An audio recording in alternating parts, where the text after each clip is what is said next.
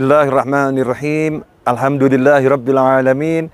Allahumma shalli wa sallim ala sayidina Muhammadin miftahi babi rahmatillah adada ma fi ilmillah salatan wa salaman daimaini bidawami mulkillah wa ala alihi wa sahbihi. Assalamualaikum warahmatullahi wabarakatuh. Sahabatku yang dimuliakan Allah, saat ini saya sedang menelusuri jejak perjalanan Baginda Muhammad Sallallahu Alaihi Wasallam ketika hijrah dari Mekah ke Taif. Ya, dari Mekah ke Taif. Bukan hijrah yang dari Mekah ke Madinah, tapi dari Mekah ke Taif.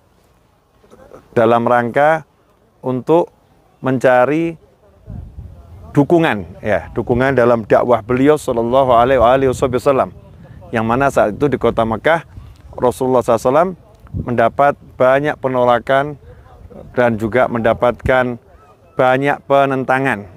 Nah, dalam kondisi yang semacam itu, Nabi kita Muhammad SAW memberikan contoh yang sangat baik. Sebagaimana Allah nyatakan, laqad kana lakum fi Rasulillahi uswatun hasanah liman kana yarjullaha wal yawmal akhir wa dzakarallaha katsira.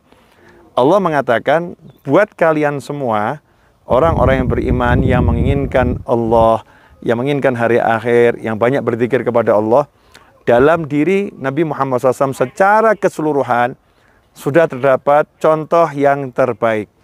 Jadi kalau mau mencontoh, ya contohlah Nabi Muhammad SAW. Beliau meskipun sangat superior, yang paling hebat. Nabi kita Muhammad SAW tidak berdiam di Mekah, kemudian bertahan begitu saja. Ya, tidak menyerah dengan keadaan. Ketika mendapatkan himpitan, penentangan, penindasan, Rasulullah SAW tidak berdiam diri, tapi beliau menggunakan potensi yang dimiliki, yang diberikan oleh Allah SWT untuk berpikir bagaimana caranya ini ya, untuk memenangkan keadaan ini ya, untuk menjadi pemenang. Makanya Rasulullah SAW mencari dukungan ke Taif, yang mana Taif adalah kota di atas gunung ya, yang sejuk, yang subur. Di sini banyak sekali pasokan makanan untuk warga Mekah. Rasul pun bergerak dari Mekah menuju Taif. Dan subhanallah, saya membayangkan 1400 tahun yang lalu betapa berat medan yang dilalui oleh Baginda Muhammad Sallallahu Alaihi Wasallam untuk mendapatkan dukungan dari warga Taif. Rasul pun SAW menemui 3 tokoh Taif yang diharapkan oleh Nabi Muhammad SAW mendapatkan hidayah, kemudian mendukung perjuangan Nabi Muhammad SAW. Tapi yang terjadi di luar dugaan. Setelah menempuh perbukitan yang penuh dengan bebatuan, ya, gunung-gunung berbatu, perjalanan yang sangat berat, selama 10 hari berada di kota Taif, Nabi kita Muhammad SAW bukan yang mendapatkan dukungan, tetapi penindasan, cacian, makian yang lebih kejam dari yang dilakukan oleh orang-orang musyrik yang ada di kota Mekah saat itu. Sampai pada akhirnya, endingnya, Rasulullah SAW memutuskan untuk meninggalkan kota Taif dan diusir oleh orang-orang Taif. Rasul pun SAW berjalan bersama anak angkat beliau, Sayyidina Zaid, meninggalkan kota Taif.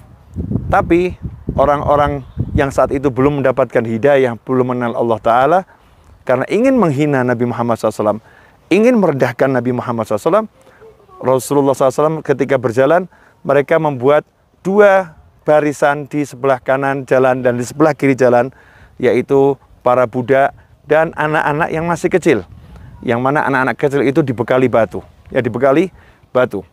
Kemudian mereka diperintahkan untuk melempari Nabi Muhammad Sallallahu Alaihi Wasallam. Saat itu Sayyidina Zaid berusaha melindungi Nabi Muhammad SAW dengan kepalanya, dengan tangannya, dengan sekujur tubuhnya, agar tidak ada satu batu pun yang mengena tubuh Nabi Muhammad SAW. Tapi ikhwani rahimakumullah, beliau hanya berdua. Maka Rasul pun SAW mengalami luka. Betis beliau pun berdarah dengan luka yang lumayan parah. Maka saat Rasul SAW sampai di satu titik yang sudah tidak ada lagi orang yang melempari beliau, beliau SAW istirahat. Nah, ketika istirahat itu di bawah sebuah pohon, Datanglah malaikat Jibril alaihissalam. Kemudian saat itu malaikat Jibril mengatakan ada 2 malaikat penjaga gunung di sekitar Taif, gunung-gunung yang besar di sekitar Taif. Malaikat tadi sudah diizinkan oleh Allah Ta'ala untuk melakukan apa yang bisa mereka lakukan untuk membalas kekejaman orang-orang yang di Taif. Tetapi dengan syarat harus mendapat izin dari Nabi Muhammad Sallallahu Alaihi Wasallam. Malaikat mau ketemu Rasulullah SAW minta izin. Izinnya kepada siapa? Malaikat Jibril alaihissalam. Kemudian malaikat Jibril menyampaikan pada Nabi Muhammad SAW, ada 2 malaikat penjaga gunung ingin bertemu. Maka Rasul pun mempersilahkan keduanya. Kemudian 2 malaikat tadi minta izin pada Nabi Muhammad SAW untuk apa? Untuk mengangkat 2 gunung besar tersebut dan menjatuhkannya kepada warga Taif.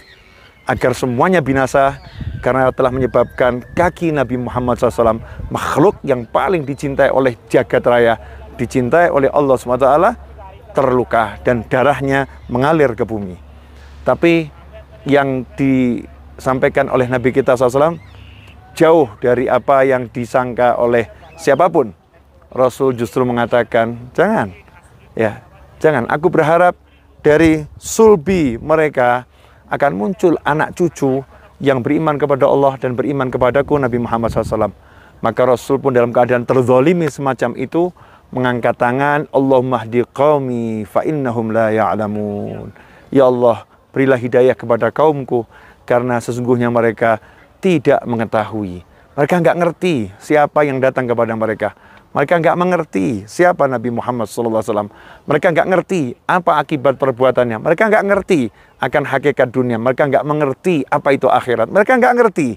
Allahumma hdi qaumi fa innahum la ya'lamun.